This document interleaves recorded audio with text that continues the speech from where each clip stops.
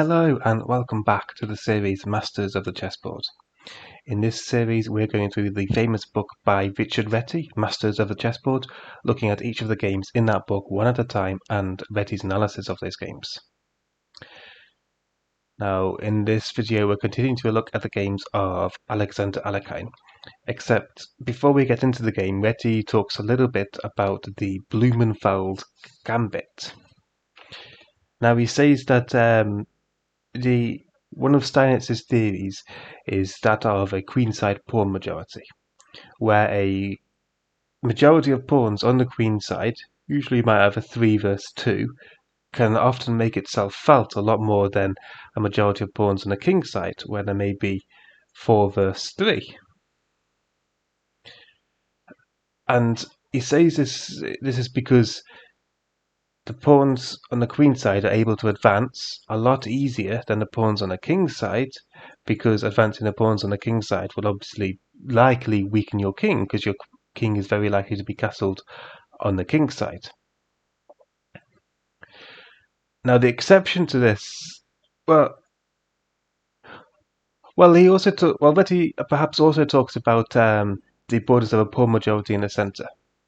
And he compares the queenside pawn majority to the central pawn majority. And he says that 9 times out of 10, the central majority is far more important. Controlling the center of the board is more important than having a queenside majority. And he says the most common exception to that rule is if you have a central pawn majority, but you have a backwards pawn in the center. So if you have a pawn on d4 and then e3, and this pawn remains backwards, then in that case a central pawn majority a queenside pawn majority may be stronger if you remove this c pawn. Then black's queenside pawn majority may be stronger than white's central pawn majority, for the simple fact that this pawn will be backwards. And that's almost the exception he offers to it. However, he does say that unless there is a clear weakness in the central pawn majority, then generally speaking the central pawn majority is a lot stronger than that on the queen side. Now he says that a lot of players have unfortunately misinterpreted this. They may have thought the central pawn majority is equal to the queenside pawn majority, so may not have focused as much on the so players may have thought the queenside majority is stronger than the central pawn majority, so they may not have focused as much on the center. Now he says that because a correct application of chess principles involves trying to get a central pawn majority that is a strong pawn majority, a lot of players may consider trying to push an early b5 or b4. And the reason is, if you imagine in queenside, in d4, d5 openings, black wants to try and free their position with c5. They want to play c5 to try and trade off the c pawn for the d pawn, or have the d pawn traded off for the c pawn, because that way they can have more of a central pawn majority and have more control of the center and potentially gain a bit more space or a bit more freedom. So therefore a potential idea may be to at some point play b4 to essentially stop c5 ever coming, or to try and encourage c takes b4. And he offers 2 openings. He offers the Polish opening starting with b4. However, the idea of this opening is black can't ever play c5 because you'll trade it off, and yes, your opponent would be having a queenside majority, but you would have the central pawn majority. However, he says that this opening is perhaps a bit poor because you can play e5, and after bishop b2 attacking, you can just potentially play f6. Yes, it weakens the king, but you've got all of these pawns lined up against the bishop, and you've got a clear central pawn majority. So b4 on the first move is perhaps a bit poor, because b4 is meant to stop c5, But black doesn't have to push c5.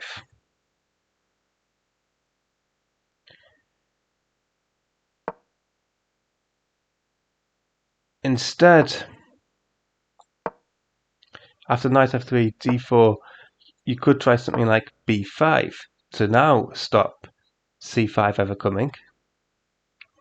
This may be a slightly better move board in order to prevent a move like c5, because black has already committed to d5, so you know they already want to push c5. But playing b4 on the first move, well, black may never actually intend to push c5 here.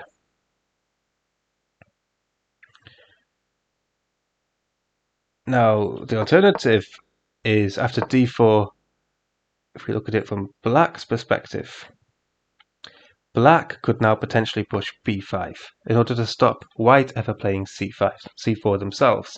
And this is the Polish defense. But again, you could push d5 if you so wish. You could even be principled and push e4, so you still get that central pawn majority.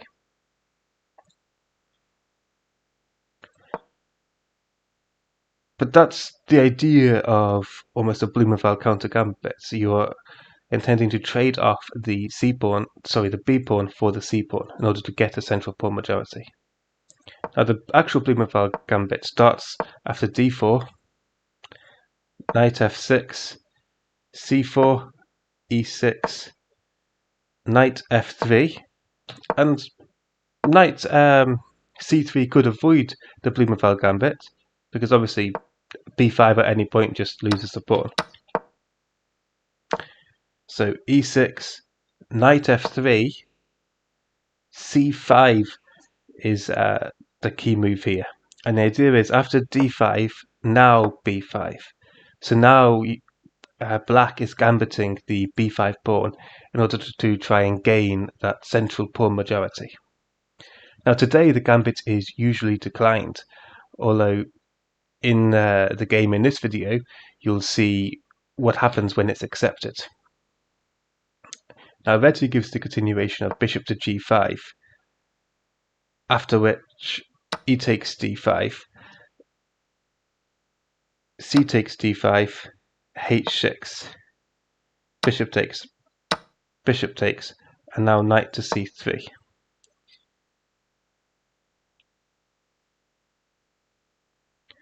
So he says that in this position, this is where he sort of stops and analyzes the position briefly. He says that this position is still quite unclear.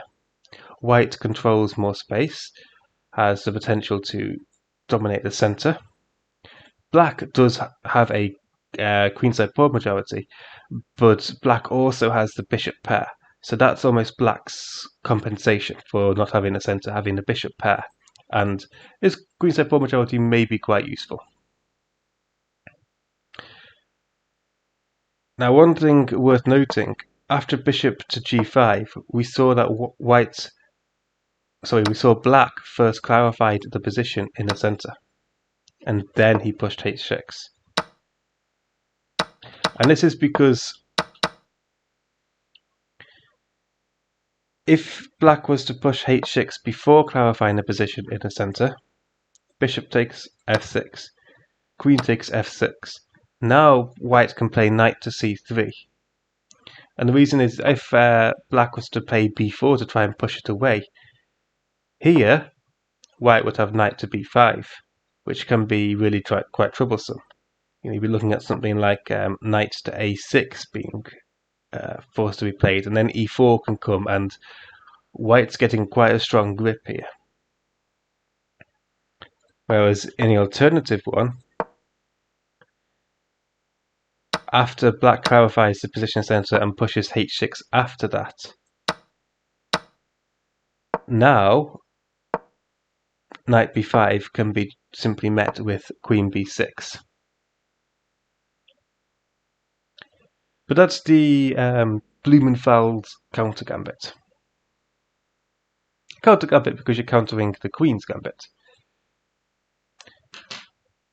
And that's obviously what happens if white doesn't take. Now in the game we're going to see here, where it is Alexander Alekhine with the black pieces and Siegbert Tarrasch with the white pieces, we see Tarrasch actually accepting the gambit and some of the complications that can cause. Now, so Tarrasch starts with d4, knight f6, c4, e6, with knight f3, and c5, going into the gambit. And now b5 was played, going into the Blumenfeld Countergambit. Now, Reti does comment that after c5, white can potentially avoid the complications of the Blumenfeld Countergambit by just simply pushing g3 and going bishop g2, almost into like a Catalan-esque style structure. But Tarrasch doesn't do that. He plays d5, willingly going into the complications. We have b5, Tarrasch takes in the center, and then he takes on b5. And Alekhine immediately pushes d5, immediately grabbing the center. He has the pawn majority, he's going to utilize it. We see e3. And at this point, Reti does stop and say that actually this game made it actually really quite unpopular to accept the gambit of the b pawn due to the power of black's central pawns. Now he also says that knight b to d2 here may have been an alternative, just to prevent queen a5 check picking up the pawn. And after this, you would perhaps follow with g3 and bishop to g2, because you can then castle and you have quite a solid position. But Tarrasch continued instead with e3. We have bishop to d6, knight to c3, castles, bishop to e2, bishop to b7, b3, intending to fianchetto the bishop. Knight develops, the bishop develops, queen to e7, castles, and rook a to d8. So both players are sort of quite far into their development now. Black has fully completed his development, and Alekhine currently has a very strong attack by pushing e5. e5 followed by e4 to kick this knight away, and then this bishop will be eyeing there. This knight can jump in, the queen can come down to there. If you may even get a chance to push d5, where this bishop will also be coming into play. And of course this rook is also coming straight down here. So we sort of see the power of these central pawns, and Alekhine gets a beautifully strong attack. Now here Tarrasch plays queen to c2, and we see e5 come. And now here Tarrasch immediately almost goes onto the defensive. He immediately starts playing moves like rook at e1, a developing move, but the idea is to, after e4, to be able to reroute his knight to f1 to protect h2. And he's deliberately not developing the rook to d1 because he wants to retreat his knight back to d1 to defend f2. So he's almost immediately going on the defensive. Now here, Alekhine plays e4. And this position actually, I think is worth pointing out. Even here, the computer is evaluating it as almost -2. So black is almost 2 pawns up in this position, even though they're actually a pawn down. So we have e4, knight to d2, knight to e5, and then we have knight to d1 to defend this pawn. Now here Alekhine jumps up to here, and here the bishop almost has to take. If the knight was to retreat back to f1, then knight f3 can come, and this is almost just devastating. Obviously taking here is just going to be deadly. He takes f3, the rook defends, so the bishop almost has to move, and this is just game over. all of these pieces ready to join in the attack. This is just clearly game over.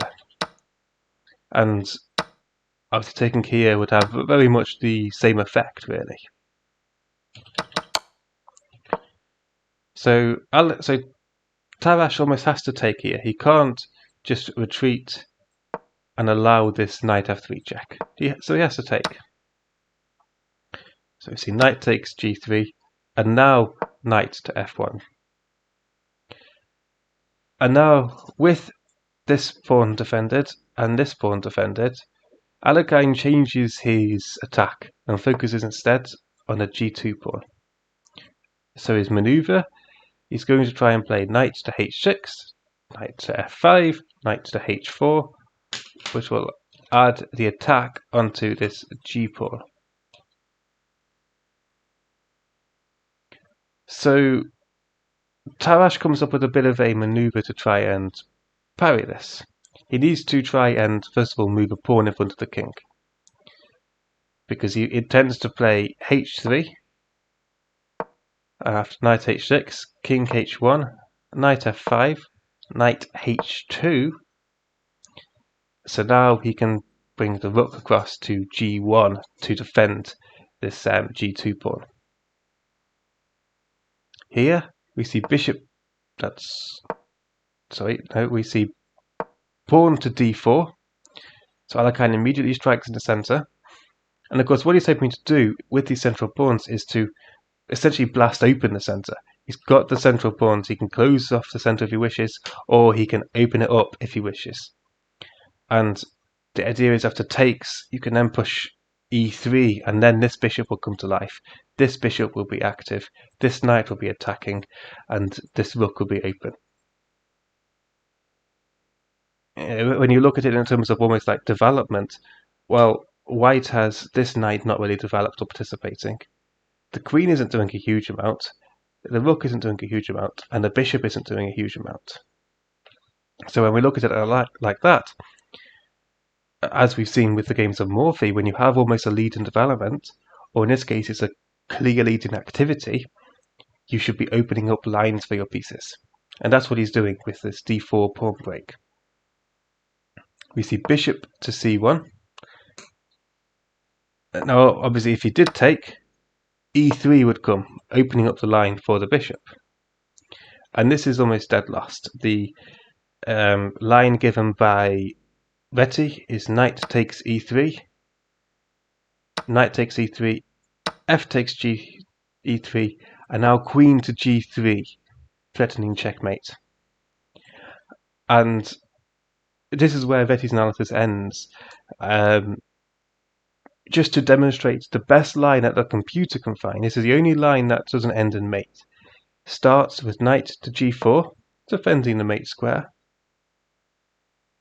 and then the pawn's pinned, so queen takes h3 check, king to g1, queen takes g4, so we're up a piece.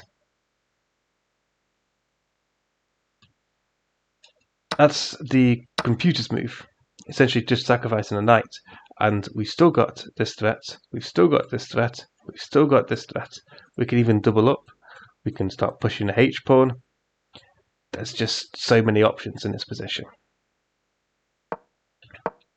So Tarrasch didn't take on d4. He didn't want to open the position for his opponent.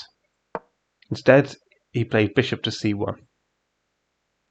We then see d3. So it almost seems like it's closing the position, but it actually isn't. The position opens really quite quickly. Queen to c4 check, king h8.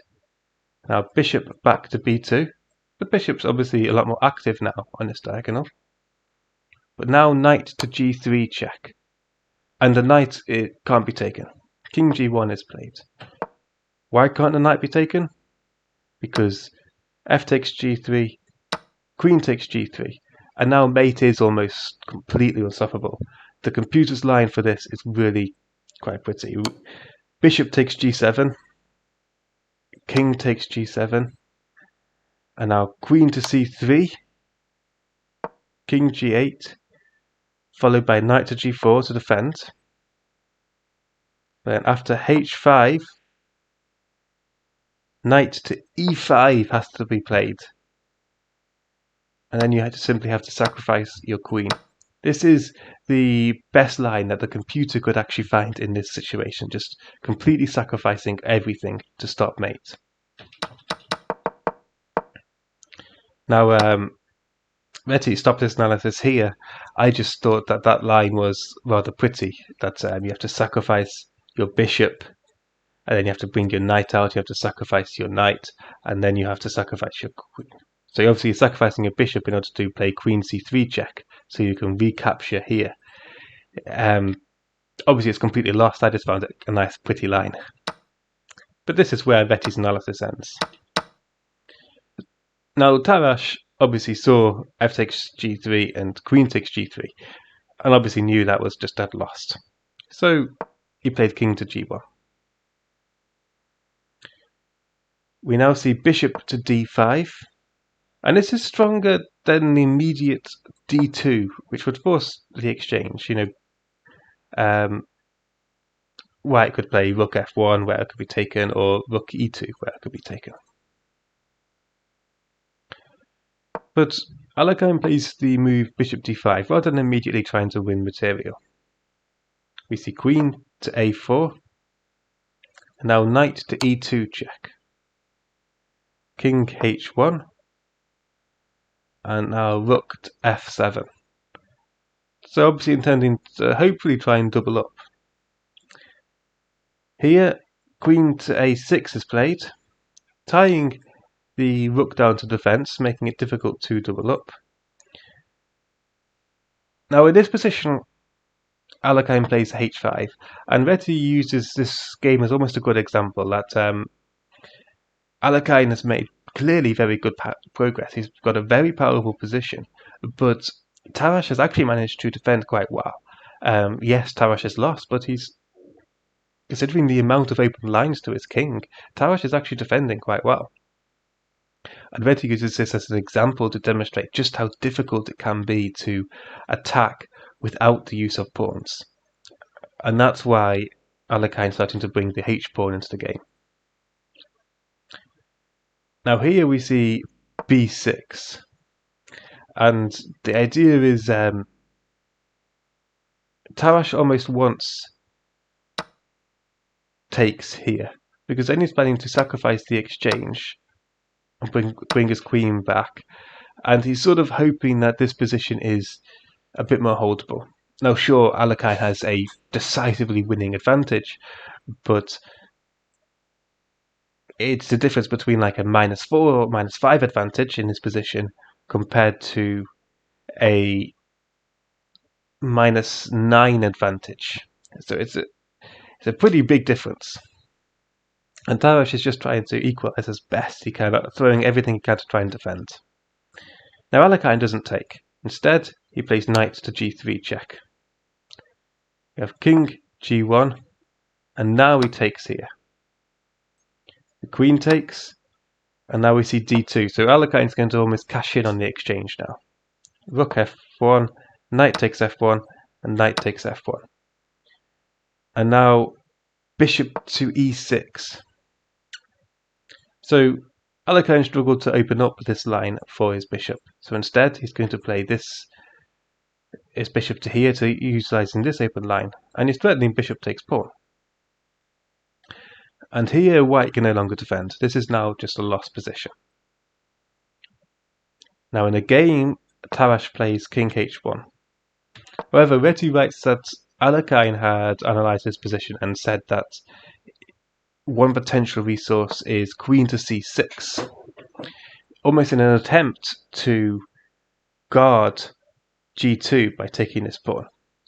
And here Alekhine suggests the following continuation, starting with rook f3.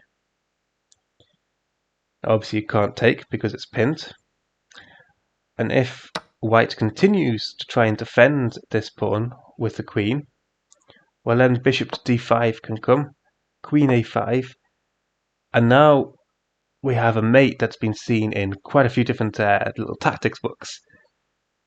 Queen takes g2 check, because after king takes g2, we've got rook to g3, double check.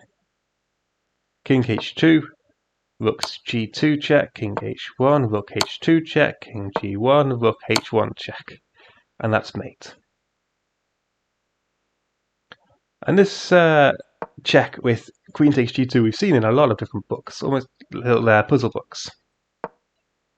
But queen to c6 wasn't played, but it is a nice little idea. Instead, Tarrasch played king to h1.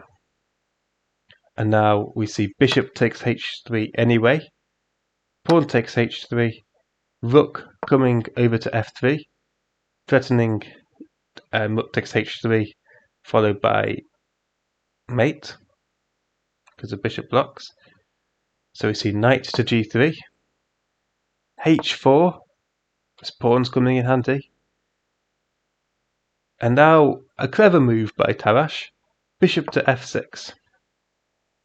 And the idea is if pawn takes or rook takes, you'd have queen takes d8 check.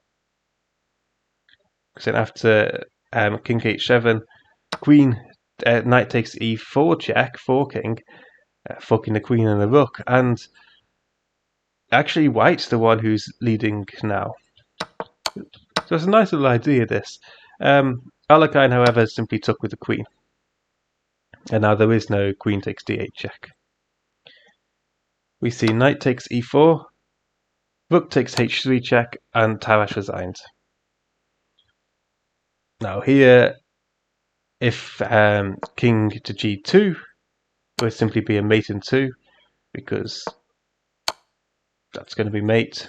Even if the king goes to g1, it's still mate. If the king went to g1, then the variation given is bishop to h2 check, and that just loses the queen. King f1, queen takes. Or if the king tries to run up here, you could even just leave the queen and go for the mate. King f1 and queen h1 is mate. Oh no, sorry, not quite. Queen e1 is mate.